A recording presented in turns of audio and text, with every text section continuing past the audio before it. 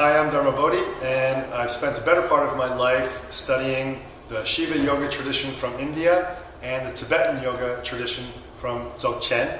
And I bring this out to people in teachings and workshops and retreats and through our website in a way that makes it highly practical, applicable for people in their daily lives, so they can pursue their spirituality in an ultimate sense, but also improve their daily lives. So my motive really to start studying all this was that when I was younger, I felt a lot of big questions I couldn't answer about life. And why did I feel pain and suffering about things? And I wanted to know the bigger answers to questions. So I was asking my priests and so on in the Catholic Church that were guiding us as kids, but they had answers that were very unsatisfactory to me. And I didn't find them in philosophy books and all the rest of it. So I went into studying the yoga traditions, meditation traditions, Shiva yoga, Taoism, etc., to try to find these answers. And then the motivation for teaching came from that. I really didn't see myself as a teacher. Many people thought of me that way, but I waited until my teacher said, you should teach. Because I was very concerned with doing it correctly and offering it at a high level and making sure that I was giving people the right information and guiding them correctly. But eventually, all of my teachers would force me out to start teaching because I was helped by this knowledge coming from my teachers, and they felt it was important that we share it and pass it on to help other people. These teachings and practices, as well as giving a deep sense of your original nature, your essence or enlightened nature, can really help in the world too. Because along the path of realizing who we really are at the deepest level, we learn to gain control over our mind and emotions, and to learn about what causes us this suffering, mental emotional suffering. We learn about the way we form our self-images and how those self-images are damaged all the time in our perception by situations around us, by people, and so on. And we learn how not to suffer over that. We learn how to not take things so seriously. We learn to understand and benefit from our emotional energy and actually transform it into vitality and positive virtues, which give us more health, more energy, more success. So it's nice that the path gives us the ultimate goal of realization of our true nature, to become enlightened. But it's equally and maybe more important for most people that following the teachings and the practices and using them in your life gives you freedom from mental emotional suffering, makes you happier and healthier.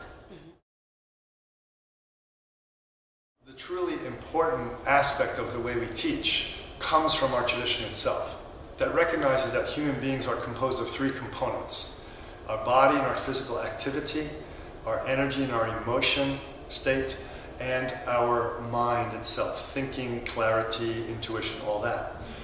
All of the methodologies of our tradition take these three into account and try to bring them together so they can fuse and achieve their original condition, which is not to be separate. Once these aspects of ourselves are focused, anything can be done. So no matter what method, technique, or practice we're using in the tradition, the goal through that method is to put those three together for a very specific result.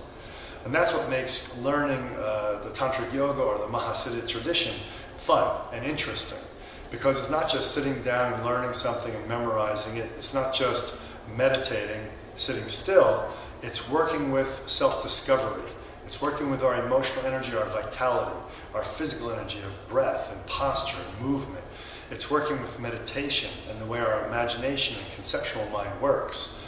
And it's bringing those all to a still point so we can recognize the true spontaneity and freedom in human life by bringing them all together.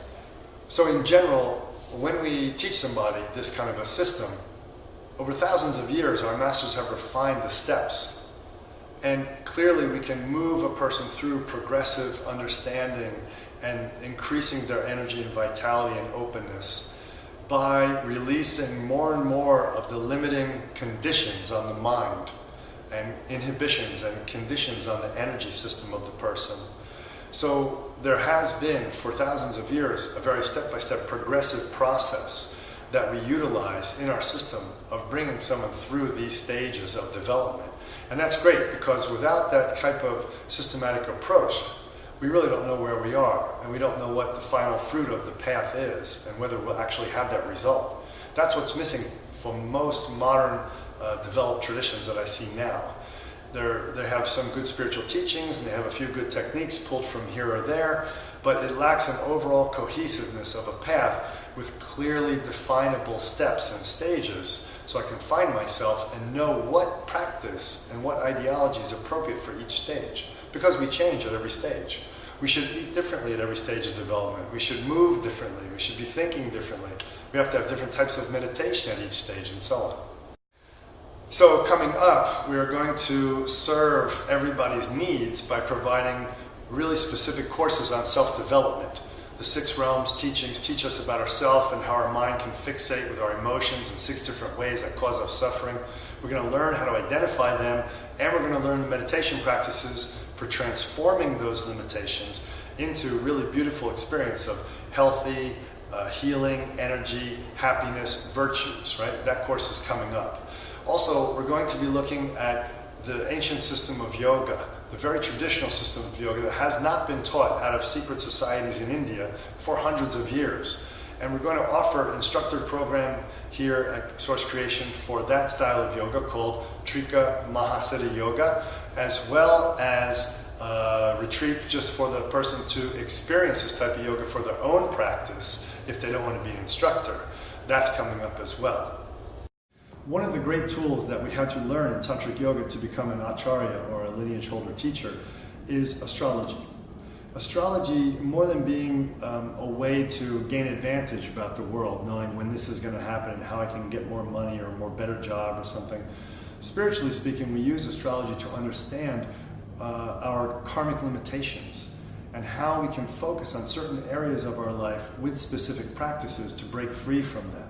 To understand how we became conditioned in previous lives and this life, and how we can use the tools of the path to open up beyond that, to optimize our potential, our full potential as a human being. My wife and I, when we come to teach, give private sessions in that astrology of a person's destiny, looking at their purpose, looking at their path, and what kind of tools are best for them to use in the path. Questions like, what type of path is best for me? In the spiritual gamut, there's so many different paths to choose from. Some have a teacher, some don't have a teacher. Which should I have, teacher or no teacher?